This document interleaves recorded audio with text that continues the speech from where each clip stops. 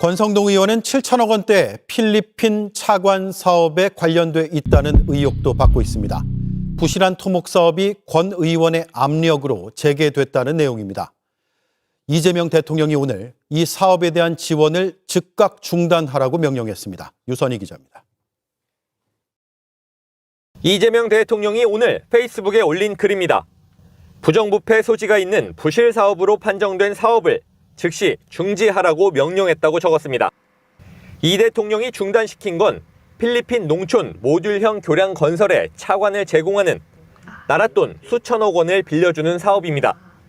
수출입은행이 기획재정부의 허가를 받아 지난해 10월 타당성 연구 용역까지 발주했습니다. 기재부는 불과 8개월 전인 같은 해 2월엔 돈을 빌려주기 어렵다는 정반대 결론을 내렸습니다. 제각각 흩어져 있는 필리핀 농촌 350곳에 다리를 지어야 하기 때문에 공사지역 관리가 어렵고 해당 사업에 참여하려는 국내 건설사도 없었기 때문입니다. 그런데 이 시기 권성동 국민의힘 의원이 최상목 당시 기재부 장관에게 차관 지원을 다시 검토해달라고 요청했다는 의혹이 제기됐습니다. 사업에 참여하려는 국내 기업이 없다는 문제에 대해선 대우건설과 삼부토건 등이 참여할 의향이 있다는 취지로 언급했다는 의혹까지 나왔습니다. 기재부는 이후에도 차관 지원을 거절하려고 했지만 권 의원의 압박이 계속돼 결국 입장을 바꿨다는 겁니다. 기재부와 수출입은행 측은 사업 타당성 조사에 들어갔을 뿐 사업 자체에 참여하는 걸 승인한 건 아니라는 입장이지만 여권에선 갑자기 입장을 바꿔 사업 참여를 검토한 것 자체가 외압 때문이라는 지적이 나왔습니다. 권 의원은 의혹을 전면 부인했습니다. 필리핀 사업 가지고 좀 외압 행사했다는 내용이 그것도 사실 무근입니다. 또 야당 탄압이라고 반발했습니다. 자, 권성동 의원이 등장을 합니다. 필리핀의 EDCF 이 대외 경제협력기금 사업에 이 권성동 의원이 선수로 뛴 정황이 포착됐다라는 보도입니다. 2023년 11월 한국 정부의 EDCF 차관 요청을 필리핀에서 하게 되는데 금액이 5억 1천만 불, 그러니까 우리 돈으로 7,100억 원 정도 되는데요. 내용은 그거예요. 그러니까 필리핀 전역에 그 모듈로 만드는 다리. 예, 교량을 한 350군데 정도 짓는 사업이 있는데 이게 지금 현 필리핀 대통령 이 사람이 그 애칭이 봉봉이더라고요. 네. 이 대통령이 펼치는 사업인데 이거를 이제 우리나라에 이제 요청한 거지. 돈 좀 줘. 그러니까 여기다 투자해라.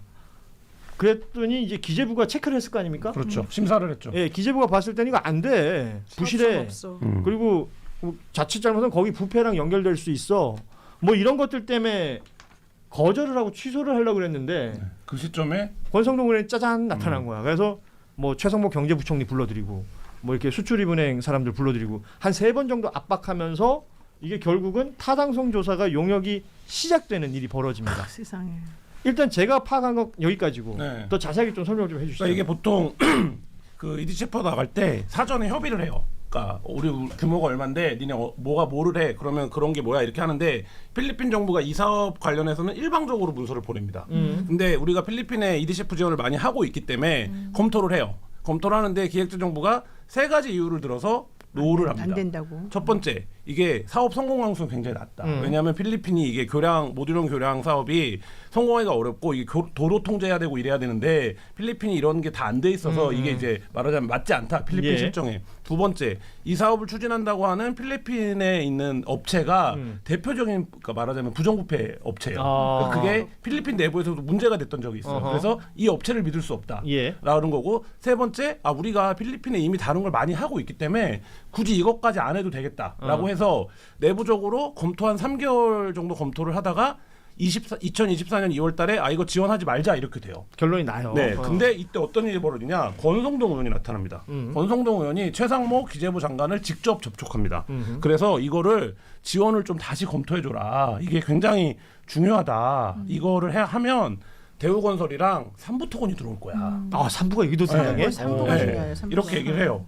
그래서 기재부가 어떻게 합니까? 근데 현역 의원 핵심 실세가 이거를 해달라고 하니까 수출입은행한테 그 다시 한번 만나봐 해요. 그래서 만납니다. 필리핀을. 근데 이때도 지원 불가가 결론이 나요. 그러니까 어떻게 하냐? 권성동 의원이 의원실로 기재부를 불러드립니다. 기재부 직원들을. 그래서 니네 이거 골프장 아니고 의원실이에요? 이거 니네 이거 외교적인 문제가 될 수 있지 않냐 해준다고 했는데 그리고 이거를 지금 대우건설이 하겠다고 하는데 왜 안 하냐 이렇게 해요. 그러니까 어떻게 하냐? 다시 물어봐요. 대우건설에 진짜 이거 하시려고 한다고 했어요? 예. 대우건설이 아니요 우리 그런 적이 없는데요. 어허. 이렇게 얘기를 해요. 근데 재차 다시 압박을 합니다. 권성동 의원이 3번이나. 그래서 결국엔 어떻게 하냐면 기재부가 야 이거를 사업을 좀 줄여봐 그러면 그래서 350개는 현실적으로 무리야. 그러니까 7천억대 규모의 사업을 한 50개, 350개인데 한 70개, 50개, 70개 정도 하는 걸로 해서 한 1,500억대 정도로 줄여서 용역 보고서를 다시 냅니다. 근데 이게 문제가 뭐냐면 이미 용역 보고서를 한번 받았어요. 그래서 예. 그때 어떤 내용이 있냐면 사업 규모를 줄여도 실익이 없다. 그러니까 그 다리 개수를 줄여도 이 사업은 의미가 없다. 예. 이 결론이 났는데 권성동 의원이 장관 접촉하고 2번 장관 접촉하고 기재부 의원실로 불러다가 홍군형을 내주고 이러니까 다시 이제 이 사업이 살아난 뭐 이런 상황. 그러니까 여기서 핵심은 권성동이 왜 그렇게까지 무리했겠냐는 거예요. 그렇죠. 권성동이 그렇게까지 해서 얻을 이득이 사실은 별로 없어요. 권성동 의원은 내가 알기로 강릉에서 자기가 그냥 혼자 이렇게 정말 제왕처럼 사는 거 그걸로도 충분한 사람인데 사실은 이 사람이 갑자기 윤 정권 들어와가지고 너무 무리한 행보를 진짜 많이 하거든요. 네네. 그리고 그 이후에 근저는 예전에 자기가 윤석열한테 은혜 입은 게 있었다. 이제 이게 사실은 이제 우리들이 알고 있는 그 개인적인 얘기잖아요. 근데 은혜 입었다라고 말하기도 그런 게 그냥 어렸을 때 외갓집 놀러 오면 아니, 보던 그거 친구다 말고. 이거 말고 또 은혜가 있어요? 검사 시절에? 당연 아니 그게 아니라 지난번에 권성동 씨 그 강원랜드? 큰 일이 터졌을 때 해결해주고 이 강원랜드 라인이 때 있는 그 거죠. 검찰에 있던 윤석열 라인들이 뭘 이제 그걸 은혜라고 본다. 아니 그거 다 저희 추측입니다. 예. 예, 저 개인적으로 잘 모르는 내용이고요. 어허. 어쨌든 그래서 이분이 그렇게까지 할 이유가 전혀 없는데 왜 이렇게 묶였을까 엮였을까? 특히 지금 기재부 얘기 들어보면 정말 황당무계하잖아요. 예. 이렇게까지 안 되는 거를 그렇게까지 무리하게 해가지고 결국 나중에 자기도 문제가 생길 수밖에 없다는 걸 알거든요. 근데도 이걸 끝까지 해냈다는 거는 그렇게 해도 할 수 없을 정도로 내가 이 사람들하고 관계가 있다는 얘기밖에 안 되는 거고. 그러니까 완벽하게 뭔가 밀착돼 있다. 그리고 예. 실제 나중에 문제가 생겨도 이거는 새로운 정권이 바뀌지 않고 우리들이 끝까지 갈 수 있다라고 하는 그런 잘못된 믿음 때문이라는 자신감 거죠. 같은 것도 있을 수 있었을 거고. 난 자신감까지는 모르겠고. 그러니까 이게 뭐 MB 때 자원외교도 마찬가지지만 연간 단위로 운용액으로 따지면 4조쯤 되고 매년 2조씩 예산이 생겨요. 이게 신규 예산이 한 2조쯤 돼요. 매년. 매년.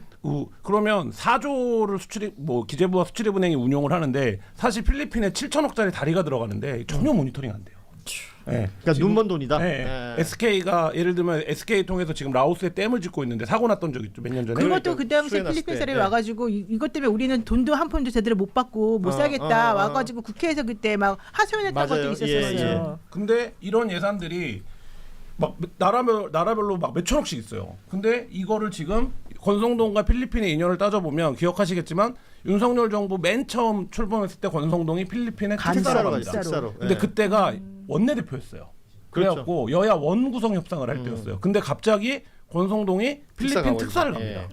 그래서 권성동이 근데 뭐 필리핀에 뭐가 있어? 전혀 없었어요. 그 관련된 상임 활동도 안 하고. 근데 갔는데 여기서 권성동이 찍은 사진들이나 이런 걸 보면 그때 필리핀의 정재계 거물들을 많이 만난 것 같아요. 대통령 특사니까 당연히 그렇겠죠. 예. 그 이후에 이제 말하자면 굉장히 필리핀 관련된 행사에 자주 등장합니다. 그러니까 이게 뭔가 거기서 판을 봤구나. 네, 관심이 이제 우리가 없으니까 몰랐는데 저희가 취재하면서 보니까 국회에서 하는 행사, 뭐 행사 할 때 필리핀 관련 행사만 하면 권성동 의원이 자주 출연을 해요. 그러면서 이 사업에 뭐가 있냐면 LCS라고 필리핀 최대 기업이죠. 기업이 참여를 하는데 이 기업 회장하고도 굉장히 가까워 보여요. 한국에 있는 인사 중에서는. 그러면 이 사업이 7천억을 그냥 필리핀 정부 사이드에 주는 건데, 그러니까 이 사업에서 권성동 의원이 뭐를 취하려고 했던 것이냐 이런 거를 지금 그러니까 뭔가 모종의 이 사업을 반드시 해야 되는 이유가 없으면 본인이 왜 장관까지 직접 접촉을 하고 그렇죠. 자기 상임위도 아닌데 기재부 직원들을 불러들이고 이런 행위를 합니까? 게다가 이 ODA 자금이요.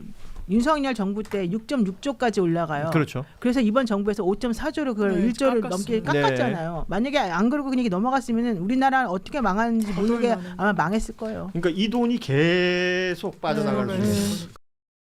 이재명 대통령이 오늘 소셜미디어에 올린 글입니다. 필리핀 차관 사업의 의혹을 다룬 기사 링크를 올리며 부정부패 소지가 있는 부실 사업으로 판정된 해당 사업에 대해 즉시 절차 중지를 명령했다고 밝혔습니다.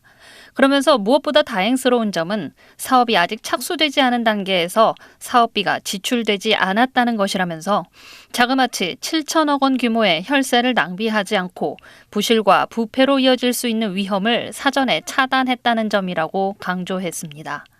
해당 기사는 기재부가 지난해 2월 부정부패가 우려되는 부실 사업으로 판단해 대외경제협력기금 차관 지원을 거부했던 7천억 규모의 필리핀 토목 사업이 최상목 당시 기재부 장관 등에 대한 권성동 국민의힘 의원의 압력에 의해 재개됐다는 내용입니다. 보도가 나온 다음 날 즉각 이뤄진 이 대통령의 조치에 권성동 의원은 정적 죽이기라며 강하게 반발하고 나섰습니다. 권 의원은 소셜미디어를 통해 이 대통령이 뜬금없이 저에 대한 비판과 함께 필리핀과의 차관 사업을 전격 파기했다고 비난했습니다. 그러면서 야당 탄압에도 넘지 말아야 할 선이 있다. 바로 국익과 국가 간의 외교 관계라면서 해당 차관 사업은 개발도상국과의 신뢰를 쌓고 대한민국의 외교적 위상을 높이는 전략적 자산이라고 설명했습니다. 이어 당시 발주된 건 타당성 조사였다는 점을 강조하면서 이 대통령은 마치 7천억 원을 지켜낸 것처럼 호들갑을 떨었지만 이는 행정의 기본조차 모른다는 것을 스스로 드러낸 것일 뿐이라고 지적했습니다. 그런데 지금 권성동 관련해서 계속 나오는 거예요. 이게 무슨 내용이냐면 필리핀 차관 사업. 요거 뭐 보도 간단하게 정리해드리면 대외경제협력기금이라고 있지 않습니까? 제3세계에다가 지원하는 거. 7천억짜리를 필리핀에다가 쏠려고 그러는데 필리핀에 너무나 이 부패 고리가 너무나 극심하고 공사 현장이 너무나 산발적으로 널려 있어서 이 기업이 도저히 요거는 뭐 진행을 못하겠다라는 취지로 해서 덮어대는 거야. 네. 그런데 작년 2월에 갑자기 권성동이 나타나더니 아니 이거 좀 진행합시다 라며 당시 경제부총리죠. 네. 최상목이를 움직여가지고 요게 다시 시동이 걸렸다는 겁니다. 그런데 요거를 한겨레 21이 요거를 최근에 적기에 보도를 해서 아직 7천억이 불출되기 전에 요 사업을 중단시켰다. 네. 라며 대통령이 SNS 통해서 감사 글을 올린 바로 네. 미담 기사입니다. 이 권성동이 미담 기사에도 나옵니다. 기사만 미담이네요. ODA라고 있잖아요. 오피셜 디벨롭먼트. 그 ODA 밑에 이제 ODA는 무상 원조가 있고 유상 차관이 있어요. 그 안에 이제 EDCF라고 해서 주로 수출입은행이 집행 수탁기관으로 해서 돈을 빌려주는 거죠. 우리가 몽골에 뭐 애긴 그 수력발전소 이런 거 개발한다 그러면 이제 거기에 돈을 대주고 장기적으로 물품 무슨 뭐 석탄으로 받는다 뭐 여러 이제 사례들이 있죠. 러시아에 했던 거 옛날에 못 받아서 왜 연습용 그 헬기로도 받고 막 하잖아요. 그땐 그 차관이었고. 차관으로 이제 그러니까 EDCF는 정확히는 이제 이자를 아주 장기절이 거의 뭐 무상에 가까울 정도로 빌려준다라고 생각하시면 가장 정확한데 필리핀 같은 데들은 아시다시피 이제 장기적으로 부패가 많았다는 건 다 알고 있잖아요. 지금 마르코스 그 2세 패밀리들도 그렇고 그 전에 디테르트 패밀리들 여러 이제 경쟁 속에서 여러 문제점이 있다는 거 그리고 뭐 섬으로 분할돼 있어서 뭐가 잘못될 때 누가 도망가면 잡으러 다니기도 어렵고 뭐 이런 거 다 알려져 있어요. 관리가 안 돼. 네. 그런데 거기다가 지금 아까 7천억이라고 그랬어요? 네네. 네, 7천. 예, 이거 관리 참 어렵습니다. 그래서 자빠진 건데 그거를 또 다시 무리하게 권성동이 어디서 어디까지 해먹은 것인지 진짜. 네. 응? 예. 필리핀까지도 마수가 뻗쳐 있었네. 제보 중에 작년 11월에 네. 물론 이제 국회 차원에서 가는데 캄보디아를 갑니다. 윤한홍, 권성동 이런 분들이 갑니다. 거기에 동행한 또 왜 이 사람이 동행했을까에 퀘스천을 자아하는 사람이 동행을 합니다. 누구요? 금융위원장인가 금감원장인가 그래요. 이복현이? 아니요. 사진은 하여튼 찍혀 있는데 이복현 씨는 아니에요. 그래서 이제 그걸 갖고 의혹을 제기해서 제보를 한 분은 있습니다. 물론 이제 국회 차원에서 간 걸로 일단은 보여져요. 그래서 이제 검증을 해봐야 되는 일들인데. 제가 이제 탐사보도 기자를 30년 차 하고 있지 않습니까? 보통 이렇게 필리핀 뭐 차관 관련해서 권성동 나타났다. 보통 한 100건 정도 해먹다가 하나 걸리는 거거든요. 아시잖아요. 안 걸리는 게 훨씬 많은 거예요. 아시잖아요. 예. 100건 중에서 대부분 합법적인 외양을 갖추려고 노력해요. 그래서 이제 절차를 진행하는데 2단계, 3단계가 이제 뭐 담당자가 뭐 이거 안 됩니다, 안 됩니다. 그래서 이제 막으면 거기다 이제 약치를 하는 거야. 그러면서 탁 올라가서 이제 대고 이렇게 만드는 거예요. 그러니까 실제로 결과적으로 보면 다 합법이야. 그거 아주 불법적으로 윤석열과 김건희 같은 경우는 하도 애들이 겁대가리가 없어가지고 그냥 막 그 절차도 어기고 그런 것들이 많이 있지만 권성동 정도 되면 합법을 가장한 불법이 대단히 많을 거라고 생각이 됩니다. 자기가 법조인 출신이기 때문에. 그래서 그나마 한 100건 중에 정말 하나 정도 무리하게 그냥 뭐 했는데 이게 우발적이고 재수없게 하나 딱 드러난 거야. 제가 봤을 때는. 그 당시에 요건 절대 이 공사를 하면 안 되겠다라고 판단한 실무자가 이제 한겨레 21에다 제보를 했겠지. 그러면서 뭐 남겨놨겠지, 자료를. 그 조경식 부회장이라는 사람하고 통화하는 게 이제 공개가 통화도 됐잖아요. 어떻게 난 녹음이 됐을지 그런 얘기를 어떻게 전화로 했지? 아니, 그러니까 그게 전화를 할 때 보면은요, 거침이 없어요, 이 사람도. 그러니까 아마 조금 느낌에. 완전히 넘어왔다고 생각했나? 만성이 되면은 왜 이렇게 뭐 경계심도 이젠 하도 이제 조심스러움이 자기는 그런 사라지죠. 거에서 안 걸리고 네. 이랬으니까 조심성이 없는 거겠지. 김건희 보면 왜 맞아요. 말할 때 거침이 없잖아요.